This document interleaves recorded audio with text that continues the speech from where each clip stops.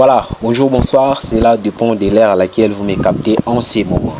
Bienvenue à ce nouveau numéro, à ce nouveau titre de votre émission Motivation Plus. Aujourd'hui, je vais essayer un peu de motiver positivement, je vais essayer un peu de conseiller, surtout mes jeunes sœurs. Cette vidéo particulièrement pour vous. Lelo, nous avons un peu conseiller bino ou bien mettre bino en épreuve dans des chansons et les musiciens nabiso congolais ou basés sur place na boka nabiso ou ba meka un peu koyembe la biso na ba chanson na bango.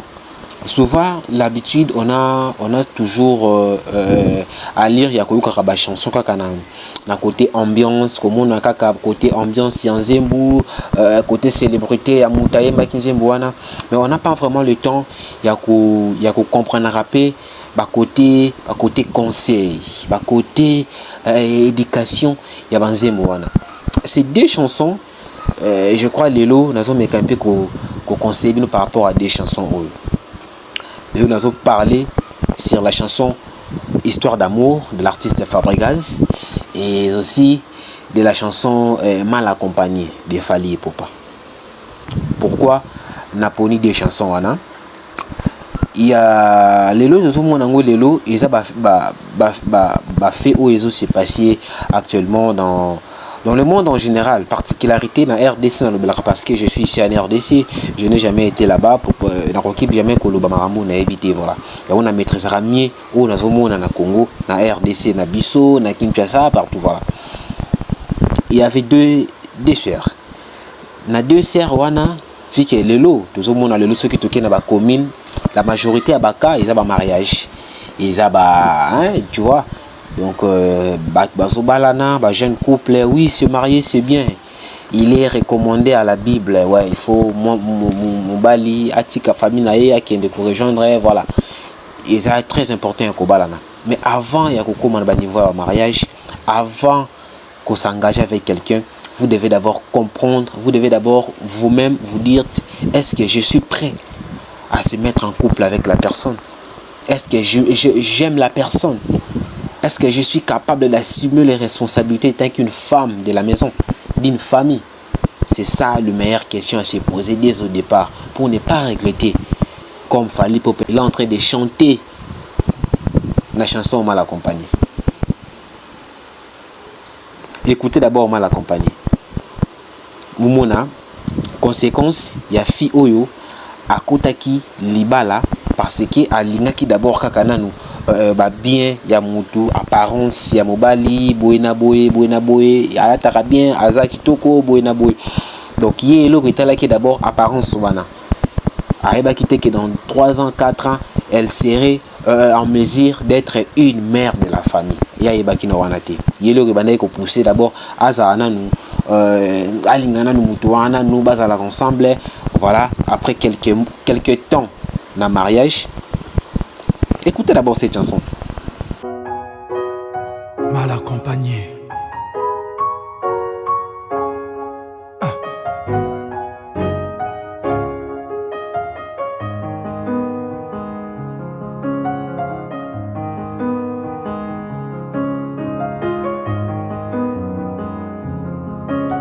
C'est vrai, nalovaki. Est-ce que naïpe balovaki naï? Nakoki jamais kovanda na couple yo calme na olela sala ta sembla na seka na leli trop chérie au secours sauvez-moi bolimwe bominga à quoi sert d'aimer quelqu'un qui ne t'aime pas malgré tous mes efforts ça ne marche toujours pas. Ava motema mabe tontoyo Kebana ye ma chérie sala attention ndenge salina kosala peyo bimana jeu bimana amour neza toxique abengananga abimisanga na ndako sans penser na bana na ye mawa alialianga ti asilisanga babote azwanga na fleur de l'âge elenge mwasi la beauté papa aboyaki libala oyo mama est-ce que oyo vraiment eza libala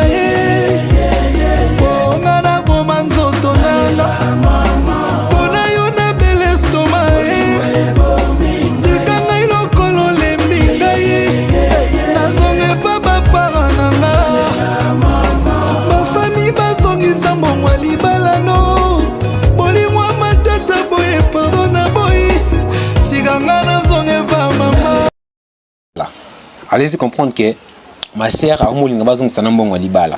Ah, c'est compliqué. Na Congo père non bazon sanambongo libala. Vous comprenez? Alors tout ça pour dire que avant de dire oui en public, il faut se dire d'abord oui en soi. Voilà. C'est mariage raté parce que au commis se sentir gêné, au commis les qui la liboso na yo na quartier comment que c'est kayo. Non, on se marie pour la vie. Alors que quand tu n'es pas encore prête, qu'on précipite que ya rondima oui, tu as kokota libala ya bato pour que souka lo la sœur ou fallait mbina nzembo. C'est très important ma sœur, c'est très important. Lelo mariage est commis belé.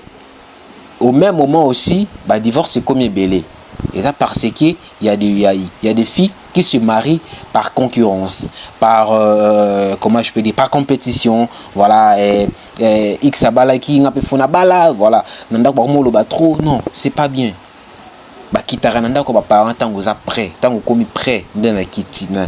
On a quitté ce ko ba parents, on a commis prête. On se sentit vraiment que prête que donner non qui des bonnes à souhaiter. Tant qu'on quitte pour parents parce que au lembi bien boina boy argument moi pendant celui des athées mon quitté kakaïba que tu oses creuser trop plus tard ou l'inga souzon et puis vous allez foutu par yo il y a musicien baimbango déjà on connaît très bien donc mes sœurs vous allez vraiment décisif na choix na bino na idée na bino obalisa ngo pe mwana lo sambo. C'est très important, c'est très important.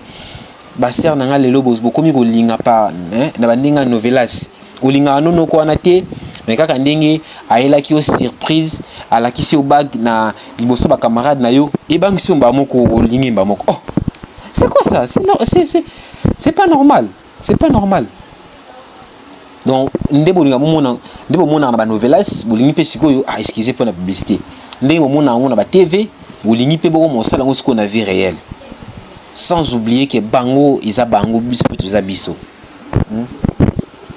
Yo olinga noko mo boye okota na libala noko mo parce que asala oka surprise wana peut être na défense na yo ou bien place moro public na restaurant ben sakio ala kisi yo bag wana je vais t'épouser. Malamoko émotionna. Oui, j'accepte. Oh, c'est bizarre. Non. Non. Mariage et c'est toute une vie, c'est toute une vie. Moi na benga kutu mariage est la deuxième étape na vie à mutu, surtout na bino bana basi. C'est-à-dire première étape vous avez pas na bino bazo former tout ça. Deuxième étape est ce que les mariage. Alors ce que aux autres qui n'ont pas pour la prestige, vous allez vraiment très compliqué, très compliqué. On se marie pour la vie, c'est très important. Donc pour cette chanson, Fally Ipupa, merci beaucoup. Je crois que bien que ma sœur n'a bu ce balinga banzé n'aura na ba côté ba rumba ba nini voilà, mais ba partie clé à la chanson où il faut et la musarabino air moko, c'est très important, très important. La musique c'est bien, il faut qu'on bara ozoyo kanini, ozoyo kanini. De l'autre côté, il y a une sœur où l'élo est simbelier quand tout ozoyo la chanson Histoire d'amour de Fabregas. Vous allez comprendre que malgré abandaki bomwana, malgré injure, malgré insulte, malgré humiliation, abandaki ko humilier pourquoi il ko linga boy, mais la femme, elle avait manifesté le vrai amour.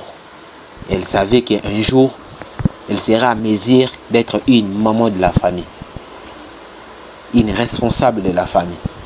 Elle a assumé, et bien que aussi l'amour était vrai, aujourd'hui elle est appelée maman mapasa dans une famille. Voilà. C'est ce que l'artiste essaie un peu de nous relater. C'est-à-dire que na ba moment nyonso oyo toko eloko tout linga tout ça là rango teka parce que to lingi tout ça là, non. Tout ça rango parce que après quelques temps, il va apporter les bisous au monde. C'est très important, très important. Écoutez d'abord la chanson Histoire d'amour. Tout le monde a un peu moins de différence. Il y a Oyoana, à Sengaki, à Komiko Lingabazong Sambongo Libala. Mais allez-y comprendre, c'est lui ici, Lelo Bazan Degeni. Écoutez. Je me rappelle encore les bandits à l'ovoyo, ba concert à ma bébé, les bois boyangaye, ba uchola o teriboye, tu les honte, nga muzikana en plus ya likando pe mwana ya oni matete sirema milinge bele na moto lelo tosuki wapiango yanga na ye mama mapasa mama na Jay-Z na Brian mama na Jayana libumu moko bana mibale mwalango maître Coco Kayudi. Voilà. Je crois que le deux chansons et mais qui peut réveiller nos consciences. C'est ça vraiment la particularité de cette rubrique émission Motivation Plus qui est bel et bien présentée par votre humble présentateur Saline Jolie que je suis. Ils a la partie forte, il y a émission Oyo. On est là pour réveiller la conscience. Oui, que la majorité des jeunes sont inconscients, mais la minorité Oyo, Tozali, Oyo, Totikali, on doit se battre pour relever aussi cela. Et c'est pas impossible, c'est possible, on peut le faire. La jeunesse, comme on dit souvent que l'avenir appartient aux jeunes. Moi souvent je me demande jeunesse sango ya ndenge ndenge o toko remplacer o toko toko assumer lobby. On doit se poser ce genre de questions, c'est très important. Alors, retrouvons-nous prochainement pour na décortiquer des binos banini musos. Mais avant de quitter et apprécier yo, bien et toucher yo, s'il te plaît, n'oubliez pas de t'abonner, de partager, surtout de commenter pour te dire si réellement tu as aimé ou pas. Au revoir.